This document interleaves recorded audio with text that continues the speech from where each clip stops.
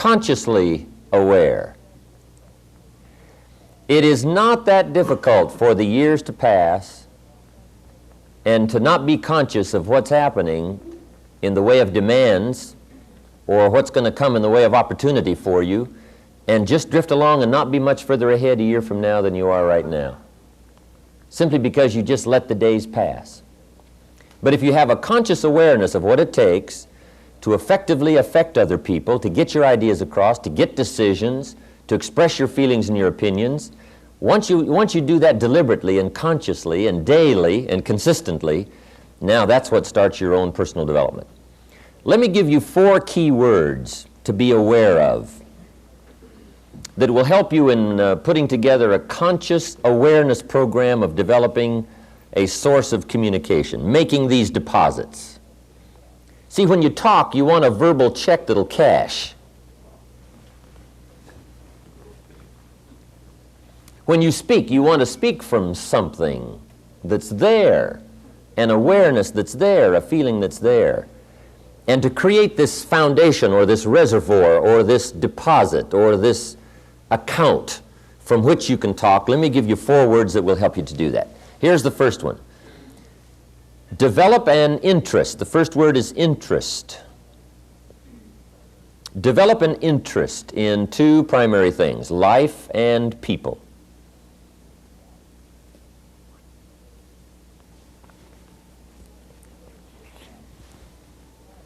If you're interested in life, see, right away, daily, weekly, monthly, you're going to be gathering up information and impressions and awareness, more so than someone who is not that interested. Most people want to make it, but they don't have that interest, that keen interest in what's going on around them. So the 2 things to be interested in is life and people. Make a study of those. Make sure you're entering something in your journal constantly about life and about people, business life and social life, what's happening around you. It's called gathering so that you can use it for future conversations. Now you do this deliberately by using these 4 words and thinking about them. What I like to always do is develop a mental tick list, things to remember as you proceed through the day.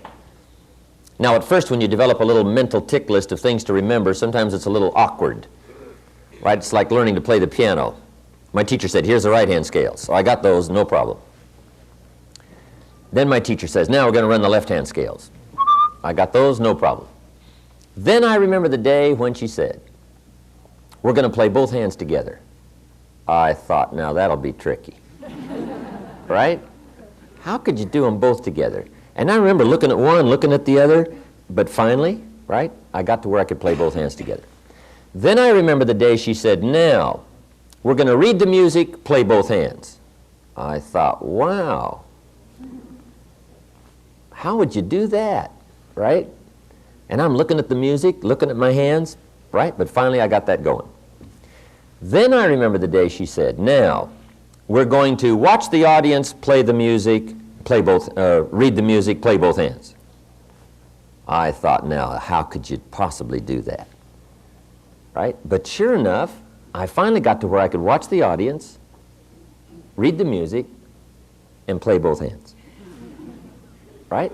After a while. At first it was a little awkward, but after a while I finally got those, right, 4 things in line. So, here's what I want to give you. It's a little mental tick list to remember. And at first it may seem a little awkward to try to remember these 4 things in gathering information for future conversations, communication. But just try, and then finally it'll come naturally. So the first word is interest. Be interested enough to find ideas to put in your journal. Be interested enough to look around. Keep your eyes open. What's going on? Be alert. Don't miss anything. Okay, here's the second word for good communication. Developing this reservoir. And that is fascination. Fascination goes a little bit beyond interest. Fascination means you take a second look. Fascination means you're just not interested in just surface information. You want to know what's behind it. What does it really mean? So if you really want to develop this reservoir of information for future conversations, You've got to be fascinated with life, fascinated with stories, fascinated with human behavior. Why do people act like they act? Why do they do what they do? Now also be interested and fascinated with your own life. How come I act like I act? Why do I always do this? Why do I feel this way? See, that kind of fascination will start helping you to gather up the information for good communication. Fascinated. Here's the third word, and this is a good one. Sensitivity. Develop a sensitivity to life and people.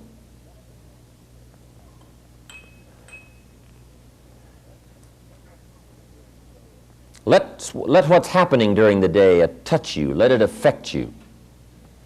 Develop a sensitivity to both tragedy and success, both the highs and the lows of life. A sensitivity to people's feelings, a sensitivity to the complexity of life as well as the simplicity of life. How people are different and yet so much the same. A sensitivity to people's beliefs, the way they look at things.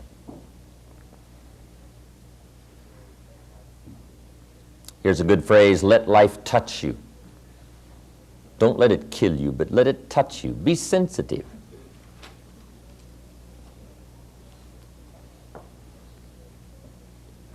When Judy and I were married, I'll never forget, we got back from Europe. One time we were staying at the Waldorf Astoria in New York. It was about Christmas time, I don't know, the 20th of December, something like that. And we decided to rent a car and drive out to Long Island. Judy had never been to Long Island. Judy was raised in the Midwest, farm country too. And on the way out to Long Island, Judy had never been to Harlem. So we left the hotel, and not very far away from the Waldorf Astoria is Harlem. I will never forget the look on Judy's face as we drove through Harlem. Incredible. It was the 20th of December, but in Harlem there was not one sign of Christmas. There was not one light, Christmas light. There was not one Christmas tree. There was not one wreath on any door. There was not one strand of tinsel. No sign of Christmas in Harlem on the 20th of December. And yet a few blocks away on Fifth Avenue and Park Avenue in New York and Rockefeller Center, there's the big blazing Christmas tree, and the ice skaters are skating, and the chestnuts are roasting, and right, the shops are full of clothes, and the shoppers are shopping, and there's this feeling of wealth and affluence, and a few blocks away is Harlem. Incredible. Judy talked about that experience for a long time after that, the impact it made on her. Harlem, and the incredible contrast in people's lives, from the wealthy to the poor, from the advantaged to the disadvantaged. It really affected her. But see, you want to be affected by life. Let it touch you. Let it reach you. When I lived in Northern California, 2 or 3 times a year, I would go to San Francisco, the Tenderloin district, down at what's known as the bottom of the world. Just go spend a day and see what it's like on the other side of life. Walk the streets where the lonely walk and talk to them. Find out their stories. Go eat where they eat. Visit with them for a while. It's an incredible experience. Because I was raised fairly well, I've never had any tragedy in my life, so I really don't know what it's like. But it's good to have a view and a look. You don't have to go live in poverty, but you got to be aware of it. You got to know about it. You got to be sensitive to it. Man, I got to know there Frank. Frank runs a bar in the Tenderloin in San Francisco. What an incredible place. You wouldn't believe it. Frank sees more tragedy in a week than most people see in a lifetime. Incredible. I'm visiting with him there one day. He said, Jim, see that lady sitting over there at the bar? I said, yes. He said, that's Cookie.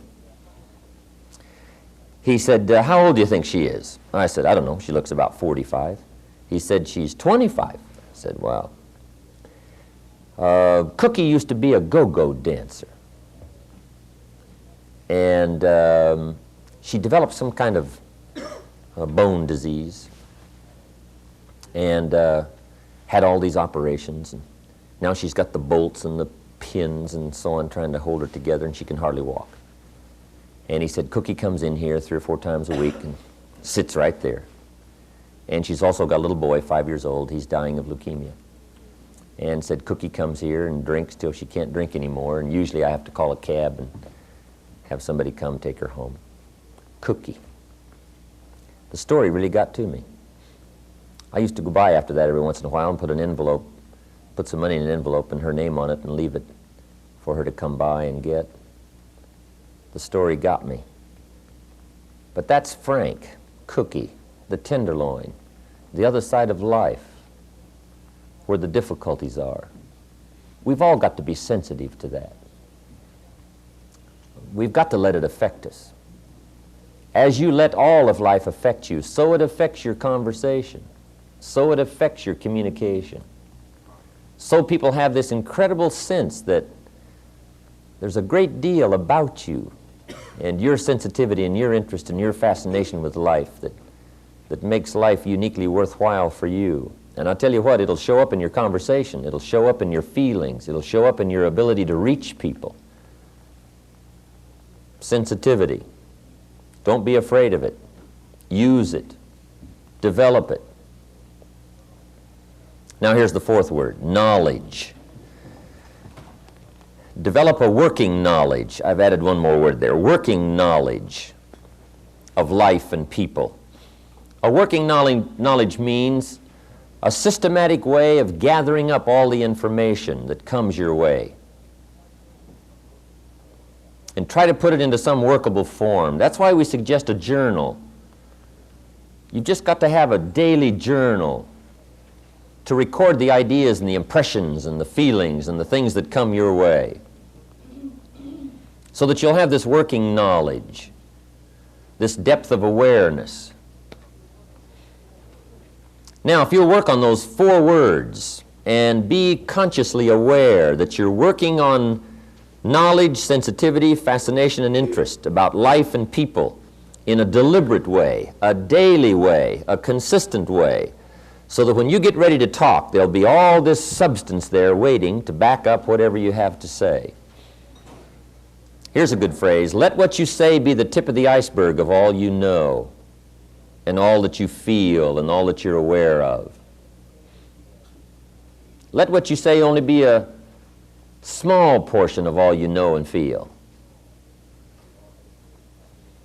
I'm sure we've all had experiences talking with some people, and sure enough, they said far more than they knew.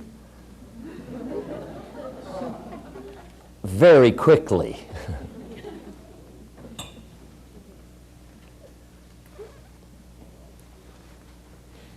All right.